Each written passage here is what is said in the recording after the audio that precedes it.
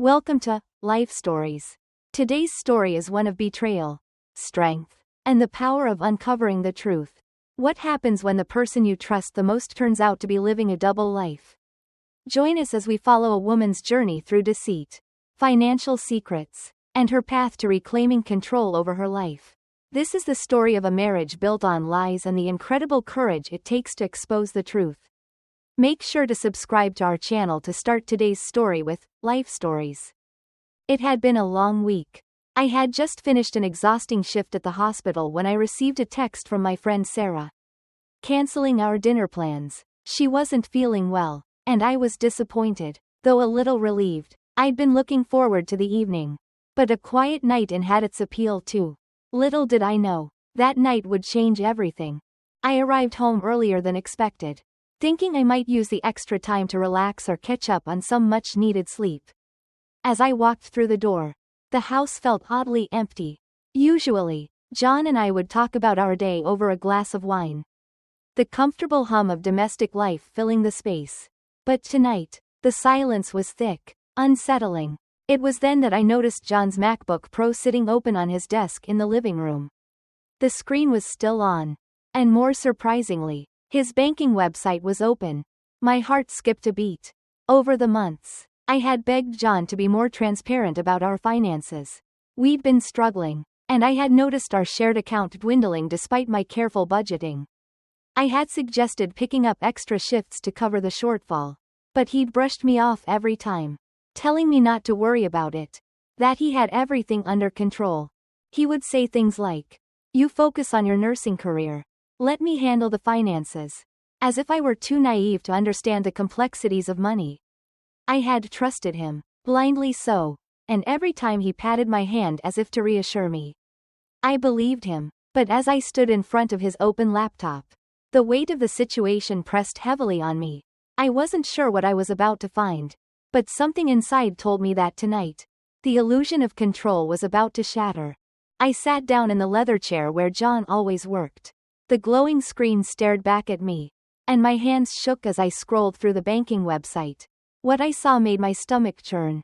John had been managing more than just our shared account. There was another account, a secret one, holding a staggering $734,900. Almost $750,000. Hidden away, while I had been working double shifts to help make ends meet. The more I dug, the clearer it became. This wasn't just about missed payments or poor budgeting. This was a carefully orchestrated deception. Regular transfers from our joint account were labeled as bills or investment returns. But in reality, they were feeding a separate life, one that I knew nothing about. I could feel the weight of each transaction as I scrolled down the screen. There were monthly payments to an investment account I had never heard of, regular transfers for a storage unit across town, one that I had never known existed, and even a portion of his inheritance from his mother, which he had claimed went entirely to paying off our mortgage. The lies piled on top of each other, each one more painful than the last.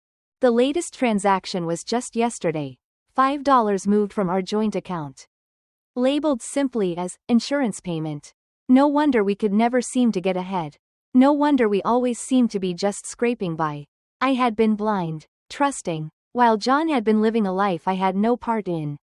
The shock of it all left me breathless. How long had this been going on? What was he saving for? Or who? I didn't have time to process it all. The sound of a car door slamming outside snapped me back to reality. John was home earlier than usual.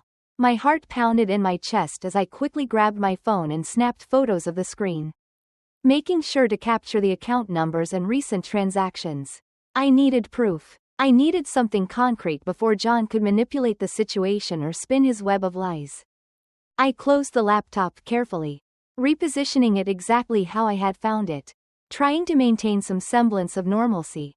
As I slipped out of the office and into our bedroom, my mind raced with questions. How long had John been planning this? How deep did this deception go? Was our entire marriage as much of a lie as our supposed financial struggles? "Emma, you home early?" His voice called up from downstairs, and I took a deep breath, steadying myself.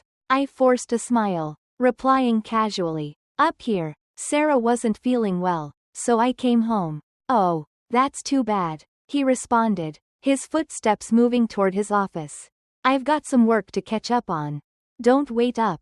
Of course, I answered, keeping my voice even. His familiar excuse, his refusal to engage in anything beyond the surface, suddenly felt like a lie too. How many nights had he spent in that office, managing his secret fortune while I worried about our future?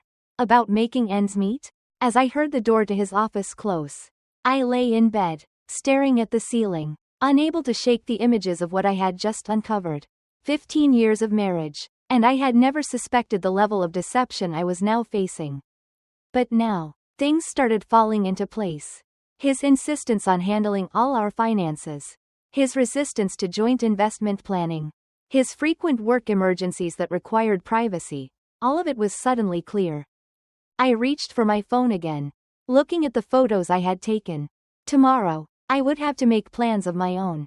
But for tonight, I would play the same role I had unknowingly played for years, the trusting wife. Completely unaware of the lies that had been building around me, I didn't sleep that night. I couldn't. Every time I closed my eyes, I saw the screen of John's laptop, the numbers flashing in front of me, telling the story of betrayal. My mind raced with questions that I couldn't answer. What was he planning to do with all that money? Was he hiding it for a rainy day? Or was this his escape plan? And, most painfully, why hadn't he trusted me enough to share it? The following day, I kept my composure. I went to work, following my usual routine like nothing had changed. But inside, everything had shifted. That morning, as I dressed for work, I found myself examining every part of our life together with new eyes. Every financial decision, every word he'd ever spoken to me about money, was it all a lie? As a nurse, I was trained to think methodically, to assess situations, gather information, and act with precision. This was just another crisis, though a deeply personal one, and I knew I had to approach it the same way I would an emergency situation in the hospital. I had to be smart about this. And most importantly, I had to act quickly. The first step was to gather more information. The next day, during my lunch break, I went to the local library. It was quiet, anonymous. I sat at one of the public computers, logging into John's banking website using the credentials I had memorized the night before. My heart raced as I entered the details, half expecting the password to be changed or the account to be locked. But it worked. The secret account was still there, the money untouched. I spent the next few hours downloading statements and tracking the flow of money. It was a complicated web of transactions, transfers from our joint account to other accounts I had no knowledge of, payments to a high-end storage facility across town, and investments in stocks I had never heard him mention. The complexity of it all made me feel small, but the more I uncovered, the clearer it became. This wasn't an accident. This wasn't just poor financial planning. This was deliberate, calculated deception. I had seen the name of the storage facility in John's GPS history once. When I had borrowed his car, I hadn't thought much of it at the time. It was a place I'd never heard of. But now, it was a part of the puzzle. I made a mental note to visit it as soon as I could. For now, though, I had enough to take the next step. I needed to know exactly what I was dealing with. John had been careful, meticulous even, in hiding his financial secrets. But there were cracks in the walls. The more I dug, the more I realized this was bigger than just our shared account. This was an entire life built on lies. A hidden life that had been carefully maintained while I worked my fingers to the bone, thinking I was building something real. That evening, when I returned home, I acted like nothing had changed. John was there, just as I expected. He looked up from his laptop and smiled. His usual casual smile, the one he wore when he thought everything was going according to plan. I smiled back, trying to keep my voice normal. "How was your day?" he asked, still absorbed in whatever he was doing. "It was fine," I said, my heart pounding in my chest. I needed to be careful. One wrong move, one wrong word, and everything could come crashing down. I had to keep playing my part for now. "I think I'll go to bed early tonight." "Sounds good," he said, still focused on his work. "I have a few things to wrap up." And there it was again, his excuse. Work. The same excuse he always used when I asked about his late nights or his need for privacy. Work. As if I were too naive to see the cracks in the story. That night, I couldn't sleep. The weight of everything I had uncovered kept me awake. Tossing and turning. I had never imagined this. Never imagined that the man I had spent 15 years of my life with could be so deceitful. But now, there was no denying it. He had been hiding something. And I needed to find out everything before I could make my move. Tomorrow, I would take the next step. I had the information I needed to dig deeper. The storage facility, the bank, everything. The truth was slowly but surely unraveling. And I was determined to find out how far John had gone to create his secret life. I wasn't going to let him get away with it. Not without a fight. The next morning, I woke up early, the weight of the discovery still heavy in my chest. I had barely slept, but I couldn't afford to waste any more time. John had become too good at covering his tracks. But now that I knew what I was looking for, I could find the truth. Today, I was going to start putting all the pieces together. I left for work, but my mind was racing the entire time. The hospital always demanded my full attention. But today, my thoughts were miles away. I found it hard to focus on my patients. My colleagues' voices seeming to fade into the background as I replayed the events of the last 24 hours in my mind. I thought about the storage facility I had to visit, about the offshore accounts I had uncovered, and the way John had played the role of the loving husband while secretly plotting his escape. Every moment I spent at work was one more moment he had to continue his lies. By the time my shift ended, I couldn't wait to get home. The first thing I did when I walked through the door was go straight to John's desk. I had to confirm a few details I'd uncovered, to ensure that the suspicions growing in my gut were truly warranted. As I opened his desk drawer, I found more than I was expecting, a small key, carefully labeled, storage, in his neat handwriting. My heart skipped a beat. This was it, the key to the storage unit I had seen in his transactions. I now had tangible evidence that there was something John had been hiding. Something that went far beyond our finances. I took a deep breath and grabbed my phone. I had to move carefully. I couldn't let John suspect that I was onto him. With the key in hand, I quickly researched the storage facility, confirming the location. It was a high-end, climate-controlled unit on the outskirts of town, an odd place to store anything unless it was something of significant value. The next day, I planned to visit, but before I could take that step, I needed to solidify my plan. I wasn't just going to confront John blindly, I needed to be strategic. I'd been married to him for years. I knew his habits, his lies, his manipulations. The moment I revealed I knew the truth, everything would change. I had to make sure I was ready for whatever came next. That night, after dinner, John once again retreated into his office. His usual excuse, work. The door clicked shut behind him, and I heard the familiar sound of typing coming from his desk. I stared at the closed door. Each click of the keys a reminder of the secret life he'd been living. One I was now determined to uncover fully. The next day, I woke up early, determined to take control. I couldn't waste any more time wondering if I was imagining things. I was going to visit the storage facility and dig deeper into this world John had been hiding. I had the key. I had the information. It was time to find out exactly what he was keeping from me. I arrived at the facility just as the doors were opening for business. The receptionist was polite, but I could see the practiced indifference in her eyes as she greeted me.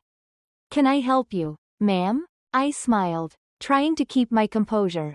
"I need to access my husband's unit," I said, my voice steady, as if this were an ordinary request.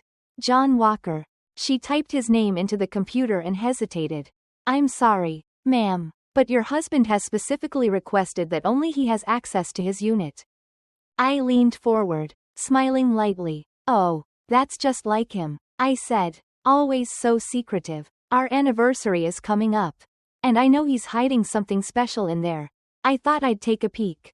She seemed to hesitate, but then the subtle threat in my voice seemed to hit home. After all, what was a wife supposed to do if her husband was hiding something from her? "I do have our marriage certificate and ID here," I added, slipping them out of my bag. "Surely that'll clear things up." The receptionist finally relented. her face softening. "I'll need to scan these for our records," she said. And with that, she handed me the key to the unit. My pulse quickened. The moment I entered the storage unit, I knew this wasn't just an ordinary collection of old furniture or seasonal decorations. The room was immaculate. Expensive artwork was leaning against the walls, wrapped carefully in protective coverings. Bottles of wine, some of the same brands John had once mentioned in passing, sat neatly in a rack. But the thing that caught my eye immediately was the locked filing cabinet in the corner. I walked toward it, my heart racing, the small key from John's desk feeling heavy in my hand. The key fit perfectly. Inside, I found what I had been looking for: a series of investment portfolios, property deeds, and offshore account statements. The true extent of John's deception was now clear. But it wasn't just the financial papers that shook me. It was a manila envelope, marked "Exit Strategy." I opened it carefully, and what I found inside stopped me in my tracks. There was a lease agreement for an apartment in Miami, set to start next month. In the name, John W. Chen. There were bank accounts listed under this alias. Even a preliminary set of divorce papers dated 3 months ago. He had been planning this for months. He was preparing to disappear. And I had no idea. I stood there for a moment, trying to process the flood of emotions that washed over me. Betrayal, anger, confusion, and then a cold, bitter resolve. This wasn't just a case of financial mismanagement. This was a carefully constructed plan to abandon me and take everything he had hidden away. I quickly photographed everything I could, knowing that this was just the beginning. There was so much more to uncover. But now, I had what I needed to start the fight back. This wasn't just about money. It was about everything. About the life I thought we had built together. About the trust that had been shattered. And I wasn't going to let him get away with it. Tomorrow, I would take my next steps. But tonight, I knew one thing for certain. I was no longer the woman who blindly trusted her husband. I was a woman ready to uncover every secret, no matter how painful. The following morning, as I prepared for another long shift at the hospital, I felt an overwhelming sense of urgency. The pieces of John's secret life were falling into place. But there was still so much left to uncover. I had already taken the first crucial step, finding his hidden assets and understanding the scope of his betrayal. But the real battle had just begun. I arrived at work, but I wasn't focused on the patients or the daily routine. My mind was consumed with thoughts of what I had discovered. I kept playing out different scenarios in my head, wondering how John would react when the truth finally came to light. Would he deny it all?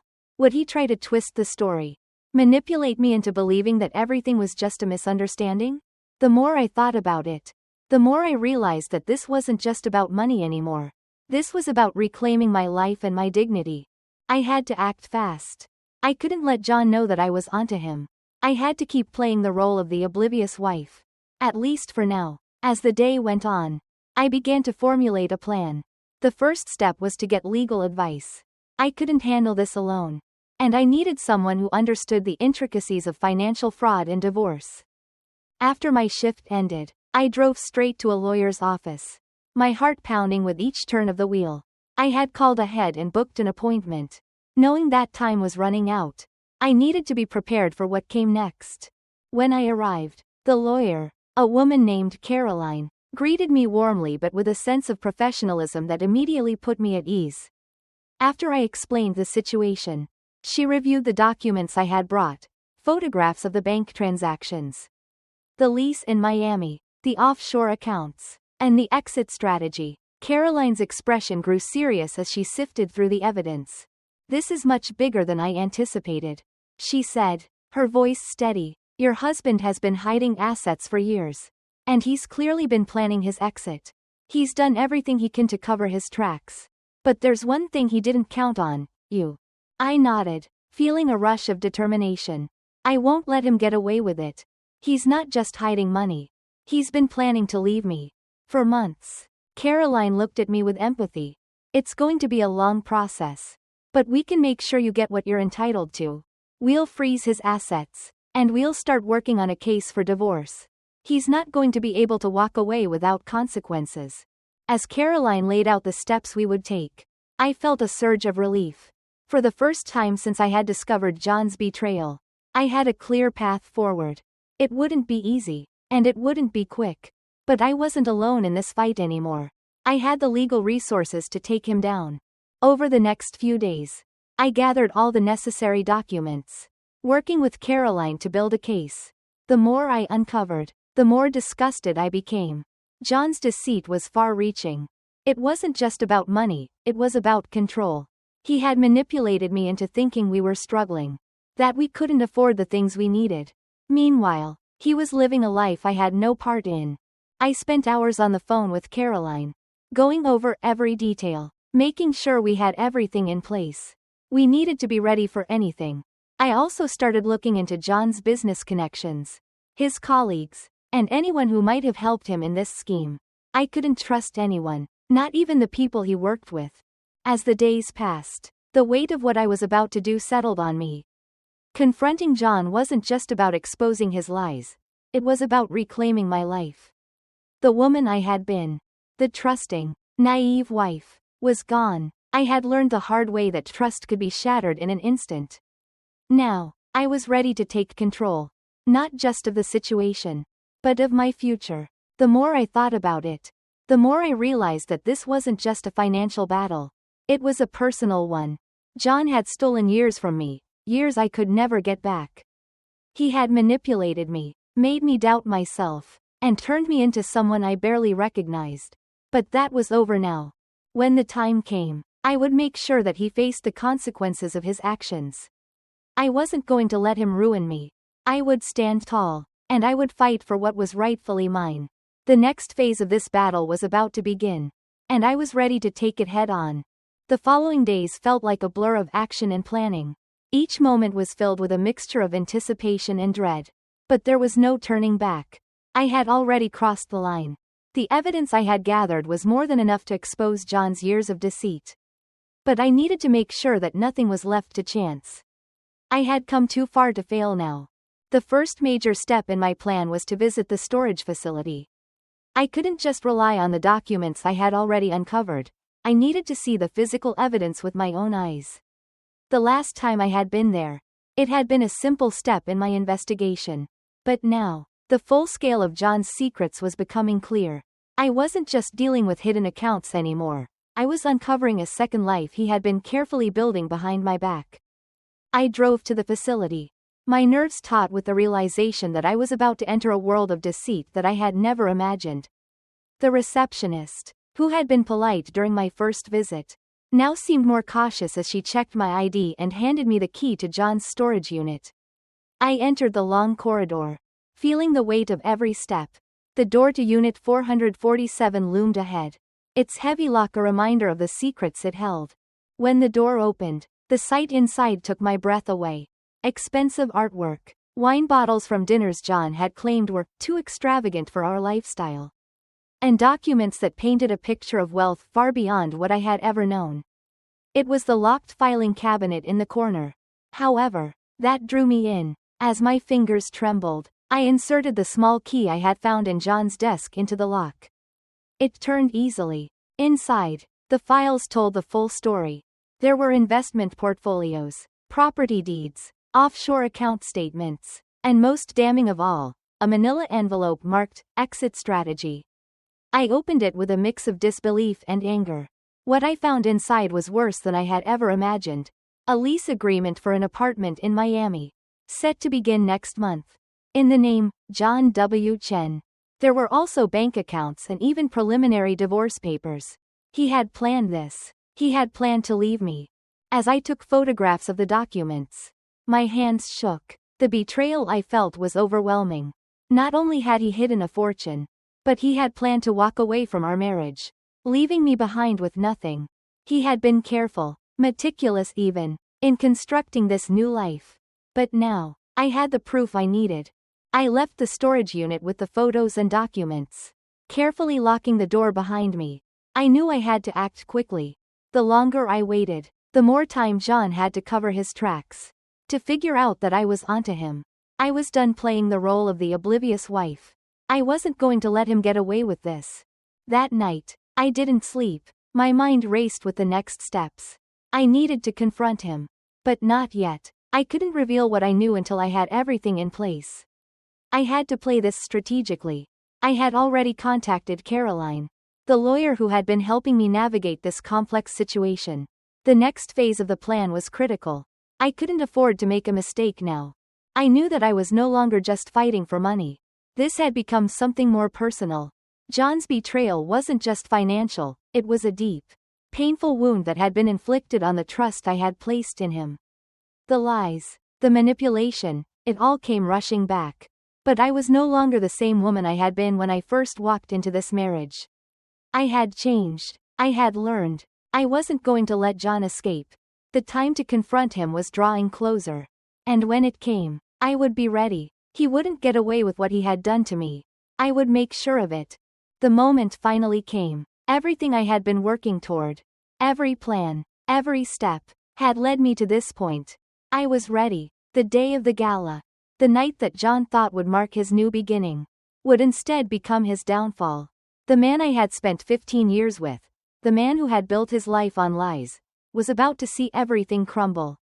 As I walked into the grand ballroom, everything seemed surreal. The elegant atmosphere, the luxury of it all, it felt like a twisted mirror of the life I thought we had built. The guests, unaware of the storm brewing beneath the surface, laughed and mingled. But I wasn't here for the small talk. I was here to confront the lies. To expose John for who he truly was. One by one, the people who had been hurt by gaps, the financial firm John had worked with, stepped forward, revealing the truth behind the facade. John tried to defend himself. But the evidence was overwhelming. The secret accounts, the offshore investments, and the lies he had spun, all of it came to light. The room froze as the truth unfolded. John's world, his carefully crafted illusion, shattered in front of everyone. The guests, his colleagues, and even his own family, none of them could hide from the reality anymore. He had betrayed everyone, and now, he had nowhere to run. As the authorities arrived and the handcuffs clicked around his wrists, I felt a strange sense of peace settle over me. I had won, not just financially, but emotionally. I had reclaimed my power and taken control of my own life. And as the last of his connections were exposed, I knew this was just the beginning of my new chapter. A chapter where I would no longer be a victim, but a survivor. Thank you for watching. Make sure to subscribe to our channel to follow more life stories.